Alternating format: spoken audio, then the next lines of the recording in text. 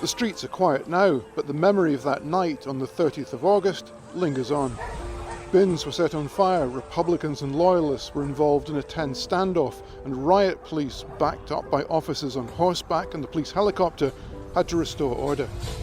Youth worker John Aitken was on street patrol that night. We've seen loads of people with balaclavas and Union Jacks, and the riot police were all round them, and there was a Republican march just getting ready to kind of start.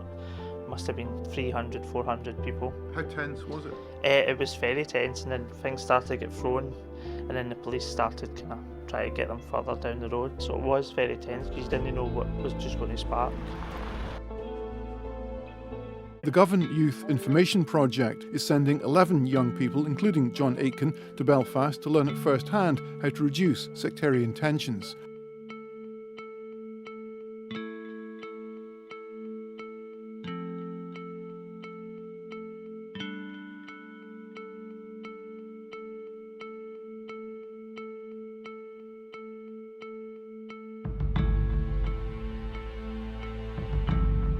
While the Govan riot involved an Irish Republican march in a largely unionist area, sectarianism in Glasgow can come from both sides of the divide. Kevin Burke is the project manager. Certainly the young people that will take over might not know the full extent of the troubles. They're probably too young to remember things in the 80s when they were really bad, in the early 90s. So by maybe seeing how bad it can get, they might choose to make decisions that will hopefully mean that that situation doesn't unravel in Glasgow. The Govan group are being hosted by the Corrie Mila charity, which was founded in Northern Ireland before the Troubles to transform division through human encounter. Shona Bell, originally from the Inverness area, runs Corrie Mila's Sectarianism education programme.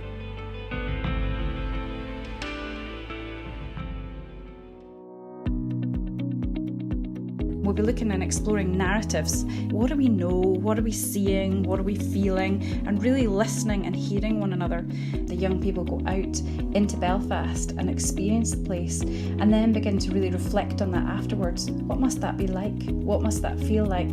I wonder what it's like to go to school here. I wonder what it's like to experience difficulties or to see this in a different way. And so we'll be really inviting people to have those conversations. We also look at specific situations, and we invite the young people to think about what would they do differently, and then they'll be working then on a process of how do we connect this home. Youth Scotland's stand-up project, which aims to combat hate crime and sectarianism in local communities here, has been sending small groups on the Corrie Mila programme for 6 years now, and Stand-Up's Peter Johnson says it can and does help. One of the main things that they're aware of is the tensions in their own communities, which are very different from the tensions that they've seen in Belfast and Derry, but they can see the similarities, the us and them, and how we make somebody other. We're encouraging young people to look at things in a more complex way.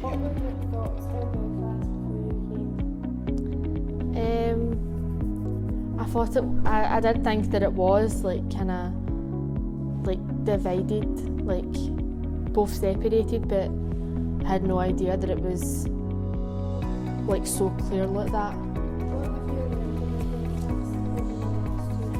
I've learnt during in Belfast that how bad the cultures are, about sectarianism and like Catholics, Protestants, and then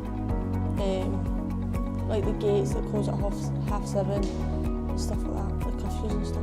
I've learnt about the divide in the city with the Catholics, Protestant, and about the bombs and murals and stuff like that. What would you take back to your peers from Glasgow? The knowledge that I've gained here, and also the stuff I've learned from the mentors here.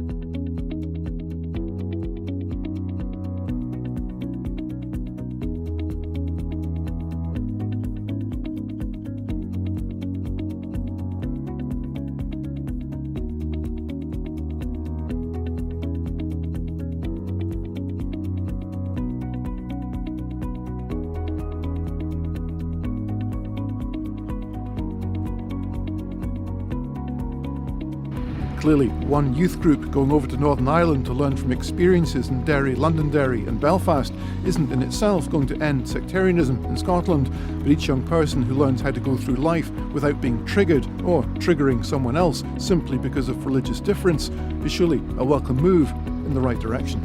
I will stand up. I will stand up. I will stand up. Will stand up I will stand up I will stand up. to sectarianism. We will stand up to sectarianism.